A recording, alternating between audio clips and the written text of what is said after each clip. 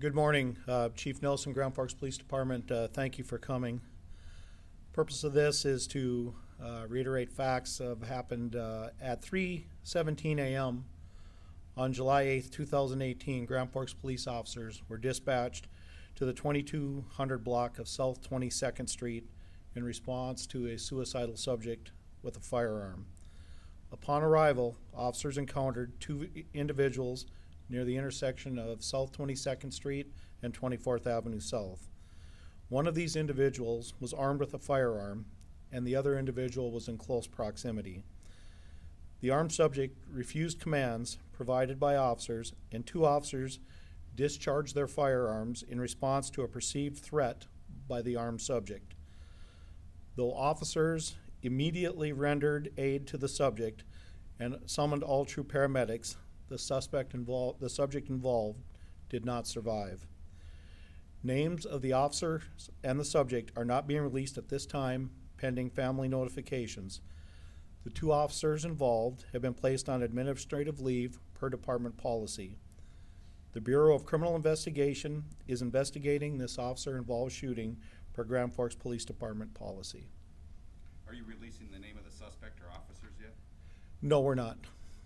And can you explain to folks, or maybe you can't get into it, what is a perceived threat if I'm standing with a gun on my side like this and you tell me drop it, or if I start moving up, is there There's no textbook definition for a perceived threat. A perceived threat would be a threat any threat that could be perceived by the general public as a threat towards themselves or another individual or the officers involved. Can you speak at all to the background of this suspect? I cannot at this time. We're still in the early stages of this investigation, and as I stated earlier in the press release, the Bureau of Criminal Investigation is the investigating agency, as stated as per our department policy in the area of transparency. That's why we call in an outside agency. And basically the BCI takes an extensive look at it and determines whether or not this was a justified shooting.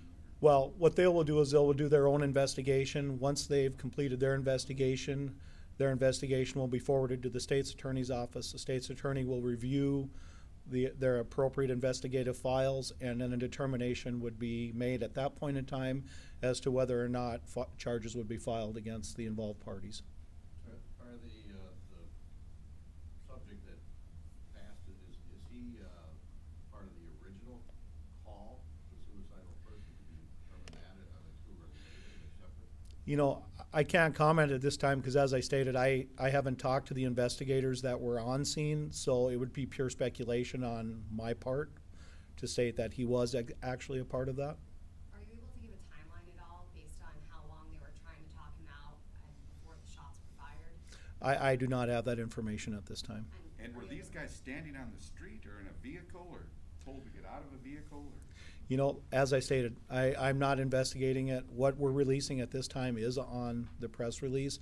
Any specifics relevant to the case will be released as we move further through the investigation. Was it one shot or two shots?